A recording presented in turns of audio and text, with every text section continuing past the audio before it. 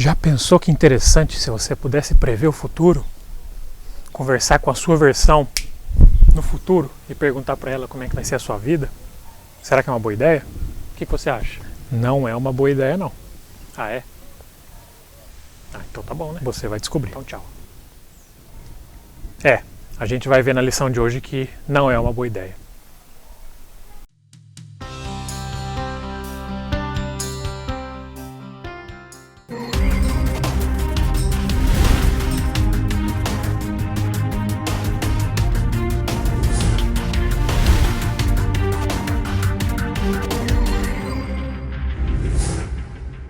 Olá, meu querido amigo, minha querida amiga, seja muito bem-vindo ao nosso canal. Essa é mais uma lição da Escola Bíblica. Hoje nós vamos falar sobre o rei Manassés. Se você já é nosso visitante frequente, muito obrigado pela sua presença mais uma vez. Se você está conhecendo esse canal agora pela primeira vez, eu sempre recordo a todos vocês que nós temos alguns vídeos, tem uma playlist que eu deixo aqui na descrição, que é um resumo bem basicão do Antigo Testamento, porque nessas aulas nós estamos indo um pouquinho mais avante nesse tema. Para essa aula, nós temos usado o material chamado História de Israel.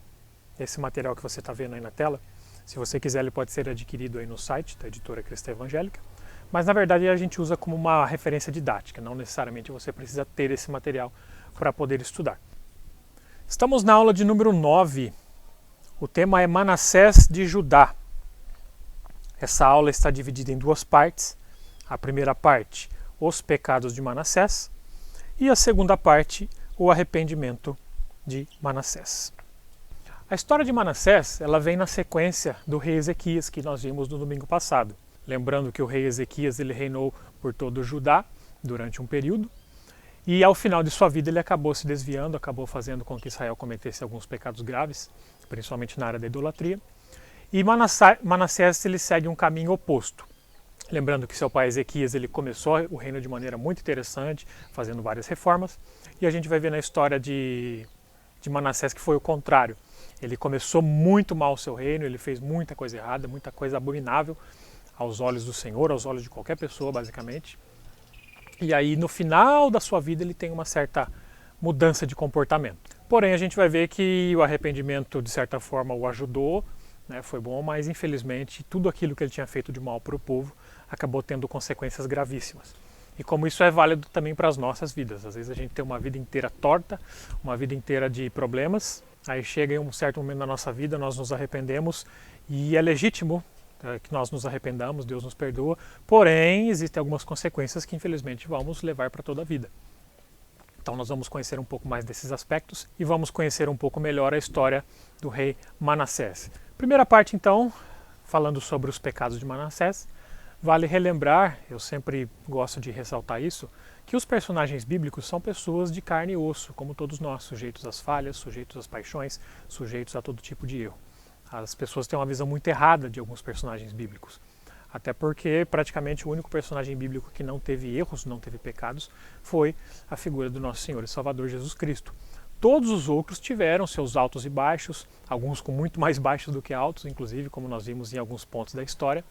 E Manassés ele começou muito mal.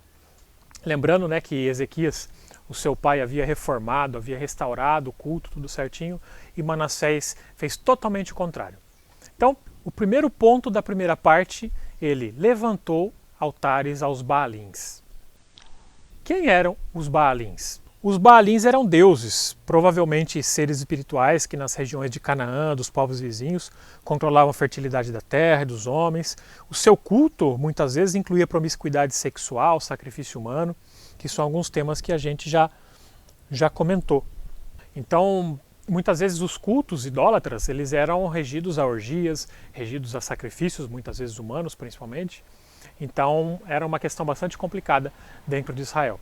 E esse foi um dos primeiros pontos complicadíssimos do rei Manassés. Ele instituiu de volta esse culto aos Baalins, que eram os deuses ali dos povos vizinhos.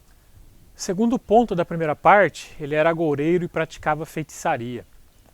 Lembrando que nós estamos tratando de um ponto muito importante no Antigo Testamento, onde a própria lei mosaica ela proibia esse tipo de acesso, ela proibia a consulta aos mortos, ela proibia que você de alguma forma tentasse diagnosticar, prognosticar o futuro. Eu fiz essa brincadeira no início do vídeo, como seria interessante nós conhecermos o futuro, mas a grande verdade, meus queridos, é que a partir do momento que você está tentando descobrir o futuro, né, primeiro que você está tirando o foco da vida presente, né, existem muita gente que não sai de casa sem olhar um horóscopo, sem olhar alguma coisa. Na verdade, esse tipo de busca ele é condenável de acordo com o Antigo Testamento, especialmente na lei de Moisés. E também não há indício de todo o Novo Testamento de que essa prática seja permitida. Então nós como cristãos temos a obrigação de seguirmos e confiarmos plenamente que Deus é o Senhor da história. Então, de certa forma, essa busca pelo futuro, essa busca por prognóstico, nada mais é do que a adivinhação que era condenada no Antigo Testamento. E claro, eu estou falando isso também dentro de igrejas evangélicas. Existem alguns evangélicos que saem para procurar prognóstico para suas vidas. E confundem muitas vezes isso com a palavra dos profetas. É fato que alguns profetas falavam sobre o futuro, mas não era um prognóstico muitas vezes particular. Era um recado de Deus para o povo sobre algo que aconteceria. Agora, a partir do momento que eu passo a minha vida buscando só o que vai acontecer no futuro, eu estou deixando de confiar no Deus que é o Senhor da história, passando a confiar em adivinhadores, em prognósticos, em médiuns e tudo mais. E a palavra de Deus ela é muito explícita nesse sentido. Eu não devo buscar esse tipo de coisa. Terceiro ponto da primeira parte, edificou altares a todo o exército celestial. Esse é um texto bastante interessante, ele aparece tanto em Reis quanto em Crônicas. O que seria edificar altar aos seres celestiais ou aos exércitos dos céus? Alguns traduzem como anjos, mas muito provavelmente, de acordo com a interpretação aqui, a prática era uma prática muito parecida com a prática do Egito Antigo, que era a prática de adoração das criaturas celestes ou dos corpos celestes, das estrelas, dos planetas. E a gente sabe que muitas das culturas antigas tinham uma adoração. Porém, o próprio Paulo, no Novo Testamento em Romanos, ele fala acerca disso, que os homens abandonaram a crença no Deus verdadeiro e passaram a adorar aquilo que é criado. Então, sol, lua, estrelas são coisas criadas. Nós não devemos adorar as coisas criadas, devemos sim respeitar, é muito legal você admirar a natureza, porém, o único que deve receber adoração é o Deus criador de todas as coisas. Então, essa prática que Manassés colocou de volta em Israel, era uma prática muito comum em vários povos antigos a respeito da adoração do céu, da adoração de corpos celestes, do sol, das estrelas. Então ele estava retornando algumas práticas pagãs do passado que são condenadas de acordo com o texto bíblico. Quarto ponto da primeira parte, praticou e permitiu injustiça social. Esse é um ponto interessante que eu gostaria de explorar um pouco mais nesse sentido, porque muitas vezes as pessoas acabam misturando muito esses assuntos espirituais com assuntos políticos, assuntos de vida cotidiana. Nós devemos tomar cuidado com os dois extremos. Por exemplo, hoje nós vivemos numa sociedade politicamente conflituosa, belicosa, uma sociedade que tem muitas dificuldades. Por quê? A gente acaba divinizando o ser político, divinizando o nosso governante, o nosso governador. E ao divinizar um ser político, nós estamos colocando para ele uma responsabilidade salvífica, uma responsabilidade messiânica que ele não tem. Né? Quando a Bíblia diz que toda autoridade é constituída por Deus, ela está falando principalmente na questão da sua onisciência. Ele sabe exatamente quais são os líderes que estão governando. Porém, nós não devemos colocar na figura desses líderes a imagem de um salvador, uma imagem messiânica, que isso é totalmente equivocado. Isso pode gerar, inclusive, idolatria, né? Como nós vemos muitas vezes na disputa de políticos hoje. Tanto faz, não importa se é de direita ou se é de esquerda. Quando você coloca o seu político como um ídolo, você está errado, você está errando. Então, esse tipo de extremo ele é complicado. Por outro lado, a gente não pode cometer o equívoco também de abolir totalmente, né, a questão religiosa da questão da vida social. Os profetas, principalmente aqui na época dos reis, eles eram também críticos sociais. Em algum momento da história, talvez a gente vai estudar o profeta Amós, ele criticava a corrupção, ele criticava a exploração dos mais pobres, dos oprimidos, e essa é a grande crítica que é feita aqui também no texto contra Manassés. Então perceba que a vida com Deus, ela não está só no âmbito espiritual, no âmbito etéreo, ela também está no âmbito prático. A partir do momento que nós buscamos levar uma vida com Deus, esse tipo de vida ele tem que refletir também na nossa vida social, no respeito com as pessoas, no trato, com a busca da justiça, né? De que nada adianta eu ter a minha vida religiosa, eu ir à igreja, sendo que eu sou negligente com os meus impostos, com meus devedores, eu sou desonesto com as pessoas. Então a vida espiritual e a vida cotidiana, elas andam lado a lado, uma coisa complementa a outra, né? Nós não temos aquela ideia, principalmente herdada de certa forma da filosofia grega, de que tudo aquilo que é espiritual é bom e aquilo que não é espiritual, aquilo que é carnal, é mal. Claro que a Bíblia muitas vezes usa esse termo da carne como sendo má, etc e tal, por causa das nossas inclinações para fazer o mal. Mas não que a matéria em si seja ruim. A matéria não é ruim, até porque foi o próprio Deus que criou a matéria, né? Diz o texto de Gênesis que o Espírito de Deus se movia sobre a face das águas. Ele se movia sobre aquilo que tinha de matéria, que ele mesmo criou durante a criação lá no Gênesis. Então a matéria é boa, o Espírito também, e ambos são de Deus. Então nós devemos buscar essa espiritualidade completa no nosso cotidiano. Quinto ponto da primeira parte, as consequências do pecado. Bom, por toda essa vida, né, por boa parte do seu reinado, apoiando a idolatria, agindo de maneira desonesta dentro do seu próprio reinado, com injustiça social, claro que isso teve as suas consequências. A palavra de Deus nos diz que quando não há profecia, o povo se corrompe. Por profecia, entendamos os ensinamentos da palavra de Deus. E foi o que aconteceu aqui. Houve aviso, Deus ele é sempre misericordioso para nos mandar pessoas, para nos informar, para nos ajudar a retomarmos o nosso caminho, mas nem Manassés e nem o povo deu ouvidos. Isso gerou consequências gravíssimas e consequências que perduraram por gerações, porque a gente vai ver daqui algumas lições, acho que 2 ou 3 lições para frente, que esse povo todo de Judá, ele vai ao cativeiro babilônico como consequência daquilo que ele fez de errado durante todo o seu reinado e durante toda boa parte do reinado de Judá também. Segunda parte da nossa aula, o arrependimento de Manassés. Nós vimos que Manassés ele seguiu um caminho um pouco diferente do seu pai Ezequias, porque Ezequias ele começou muito bem o seu reinado e ao final da sua vida ele acabou se corrompendo, acabou, digamos assim, cometendo erros que não deveria ter cometido. Então ele teve um declínio. Manassés foi diferente, ele reinou pessimamente durante boa parte do seu reinado. O castigo veio e ele foi levado como prisioneiro, ele foi levado ao exílio pelo rei da Síria. E o texto bíblico ele mostra de certa forma humilhante, como se tivesse colocado gancho no nariz dele e puxado. Até uma forma de mostrar poder. Quando um rei quer mostrar poder sobre o outro rei, essa humilhação é meio que parte para mostrar ao povo quem realmente manda ali, que no caso era o rei da Síria que estava dominando. Então nesse primeiro ponto, da segunda parte, nós vamos falar sobre Judá e como ele foi subjugado pelo rei da Síria. E aí durante essa caminhada humilhante que Manassés recebeu, sendo puxado aí para o cativeiro, ele teve um momento complicadíssimo na sua vida, onde ele sentiu angústia, que é você não fazer a vontade de Deus, você pecar, e o peso das consequências disso são complicadíssimas. O interessante é que o texto de 2 Crônicas 36, versículo 17, que diz que o destino de Manassés estava nas mãos de Deus e não nas mãos dos assírios. Você pensa, mas não foram os assírios que estão com a vida dele em mãos? Não, porque isso mostra a soberania de Deus sobre todos os povos. Era Deus que estava direcionando, conhecendo a história e usando o rei da Síria para, digamos assim, trazer uma lição para Manassés. Segundo ponto da segunda parte, Manassés humilhou-se perante Deus.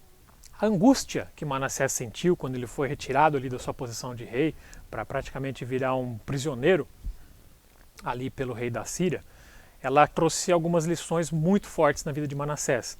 O texto bíblico nos conta que Manassés ele ficou completamente transtornado, ele se humilhou, ele se arrependeu. E isso nos leva a pensar algumas coisas em nossas vidas. Nós podemos, há um ditado popular que diz que nós podemos chegar a Deus através do amor ou através da dor. No caso de Manassés foi através da dor. O fato é que muitas pessoas, quando cometem algumas coisas equivocadas, quando algumas coisas erradas principalmente, essas pessoas elas não se arrependem de fato. Elas simplesmente sentem um remorso, talvez por medo das consequências, alguma coisa nesse sentido. O arrependimento verdadeiro, segundo o texto bíblico, é aquele que traz em você a sensação de que você fez algo errado, e o arrependimento ele traz uma transformação. Quando você realmente se arrepende, você abre o coração, você pode abrir o seu coração para que seja transformado na sua vida. E não importa o quanto você errou. E o texto bíblico diz que ele errou demais, Manassés errou muito. Há um momento onde ele inclusive colocou os filhos deles para serem sacrificados. Isso é complicadíssimo. E segundo, lembrando de um texto do Novo Testamento, que Paulo escreve aos Coríntios, essa tristeza que ele sentiu, ela traz o arrependimento. Deus aceita o pecador que está com o coração arrependido com relação ao seu pecado. Muitas pessoas não acreditam no arrependimento das pessoas. Por exemplo, é muito comum nós vermos a expressão que o camarada roubou, o camarada matou e ele não tem perdão. Na verdade, o texto bíblico não é assim. O texto bíblico diz que entre você matar e você sentir raiva de alguém, as coisas estão muito próximas. É uma questão de oportunidade. Quando eu estou com raiva do meu irmão, é como se eu tivesse o matado. Quando eu olho torto para uma mulher, é como se eu já tivesse adulterado. Então isso não pode nos fazer sentir melhor do que aqueles que nunca mataram, por exemplo. Eu nunca matei, mas eu não posso me sentir melhor ou muito superior que uma pessoa que matou. Eu não sei o que passou, não sei as consequências, eu não sei o que se passa na cabeça de cada um. É errado, erradíssimo. Né? Tem a sua consequência? Tem. Mas até quem comete esse tipo de pecado tem perdão. Isso tem que ficar muito claro, porque nós vivemos em tempos onde existe a satisfação na execução de alguém que cometeu um crime. Né? Quando a satisfação tem que ser maior no arrependimento. E é isso que nós devemos prezar, pela satisfação no arrependimento. Porque Deus, o fato é que Deus condena, Deus é juiz, é o único que pode mandar pessoas para o inferno ou não, mas ele não sente prazer nisso. Deus sente muito mais prazer num pecador quando ele se arrepende. Terceiro ponto da segunda parte, Deus ouviu-lhe a súplica. Então, como eu comentei já em alguns pontos atrás, quando um coração arrependido, ele se volta a Deus, Deus é bom o suficiente para perdoar. Talvez você que esteja ouvindo essa aula, eu não quero ser o Senhor, não quero ser o julgador da sua vida. Talvez você tenha cometido coisas erradas, talvez você tenha cometido pecados graves, mas tenha certeza, se você confiar, se você orar e realmente se arrepender daquilo que você fez, Deus é misericordioso para lhe perdoar. Então esse é o convite que eu faço nesse ponto aqui, para que você converse com Deus, para que você peça perdão, e Deus ele é bondoso, misericordioso para te perdoar. Você não precisa carregar esse peso para o resto da sua vida. Abra o seu coração a Deus, que eu tenho certeza que vai valer muito a pena. Quarto ponto da segunda parte, Manassés foi transformado. Talvez esse seja a grande diferença entre o arrependimento legítimo e o simples remorso. Porque o remorso é aquele que nos faz sentirmos tristes por alguma coisa errada que fizermos, mas muitas vezes nós não nos arrependemos de fato. Nós poderemos fazer outras vezes. Ou seja, nós não mudamos o nosso comportamento. O arrependimento sincero por alguma coisa errada que você fez, ele vai te fazer se humilhar de tal forma que cogitar fazer tal coisa novamente já lhe é doloroso. Então o arrependimento legítimo, ele traz transformação de vida. E até a nossa transformação de vida, ela depende da graça e da misericórdia do nosso Deus. Quinto ponto da segunda parte, Manassés se arrependeu. Então aqui nós temos as provas do arrependimento legítimo de Manassés. Ele foi trazido de volta a Jerusalém, ele reinou novamente em Judá e ele tentou. É claro que infelizmente o tempo acabou ficando curto para ele não reinou muito tempo depois disso, mas o fato é que ele reforçou a defesa de Jerusalém e de Judá, ele tirou da casa do Senhor os deuses estranhos e os ídolos, ele reparou o altar do Senhor e fez práticas de ações de graças e conclamou todo o povo para que servisse ao Senhor. Pois bem, meu querido amigo, minha querida amiga, o que nós podemos concluir com tudo isso que se passou na vida de Manassés? Primeiro ponto, que Deus é soberano. Deus ele é o controlador de toda a nossa história, de toda a nossa terra. E nós vimos que buscar prognóstico, tentar entender o futuro, é fugir de fato da soberania de Deus e não confiar que Ele tem o controle. Então, nós concluímos nessa lição que, primeiro, Deus ele é soberano. Concluímos também que Deus é aquele que ouve a oração sincera. Quando nós oramos com o nosso coração aberto, Deus nos ouve. Então não importa a dificuldade que você esteja passando, ao orar de maneira sincera e honesta, Deus vai ouvir a tua oração. O terceiro ponto da conclusão é que Deus proíbe essa busca de ajuda espiritual, essa busca de ajuda por algo sobrenatural, algo do mundo espiritual que possa de alguma forma nos trazer algum benefício. Concluímos também, quarto ponto, que Deus é aquele que espera a justiça também no meio social. Se você que está ouvindo essa mensagem tem um cargo público ou tem um cargo de liderança importante, saiba que Deus ele também está por trás disso. Deus também cobrará de você a justiça nas suas ações dentro da sua atividade profissional também. Então nós devemos entender que nós devemos ser pessoas íntegras a todo momento. E quinto e último ponto da nossa conclusão, Deus é misericordioso e compassivo. Deus, a todo momento, nos envia pessoas para nos alertar, nos envia muitas vezes recados dos mais diferentes locais, talvez através desse vídeo. Deus tem falado ao nosso coração toda vez que nós fazemos alguma coisa que não está de acordo com a sua vontade. Lembrando que a religião cristã, ela não é baseada simplesmente em faça ou não faça. Ela é uma religião de consciência. Nós temos a consciência daquilo que agrada, daquilo que não agrada a Deus. E é dessa forma que nós devemos prosseguir, buscando sempre fazer o melhor, sempre fazer aquilo que agrada a Deus. Porém, ao mesmo tempo que é um Deus misericordioso, ele também é um Deus justo. Uma vida toda de pecados de Manassés, ele trouxe consequências. E por mais que ele tenha se arrependido, por mais que o texto bíblico mostre que ele teve a sua chance de voltar ao reinado, muitas consequências acabaram ficando. Às vezes você conhece pessoas que passaram a sua vida toda, infelizmente, no caminho das drogas, no caminho da prostituição. Deus é capaz de perdoar você se você está passando por isso, Deus é capaz de perdoar. Então nós cremos que Deus é suficientemente bom para nos perdoar, mas muitas vezes nós sofremos sim a consequência daquilo que nós erramos toda a nossa vida. Um bandido que se arrepende, ele pode ser salvo, eu acredito que sim, mas as consequências daquilo que ele fez continuam. Ele continuará cumprindo a sua pena, ele terá que conviver com a realidade de que ele nunca vai esquecer o mal que ele fez para as outras pessoas. Então que nós possamos, através do exemplo de Manassés, ser pessoas que tenham vontade de aprender a palavra de Deus, que sigam a palavra de Deus. E que essa seja um dos nossos maiores objetivos, que é viver de acordo com a palavra de Deus. Muito bem, meu caro, minha cara, obrigado por ter ouvido essa aula até aqui. Se de alguma forma ela foi importante para a sua vida, para o seu coração, peço para que você deixe o seu like, curta. Lembrando que os vídeos dos nossos canais não são monetizados, nós não fazemos esse vídeo com o intuito de ganhar dinheiro, nada. Cada um dos participantes aqui do canal tem a sua profissão, eu tenho a minha. Então esse é o tipo de aula que nós não cobramos nada. Mas a sua curtida, o seu compartilhamento nos ajuda para que essa mensagem chegue cada vez a mais pessoas. Então, se você gostou dessa mensagem, não esqueça de dar o seu like, não esqueça de compartilhar esse link com seus amigos e que Deus o abençoe ricamente e que você tenha uma excelente semana.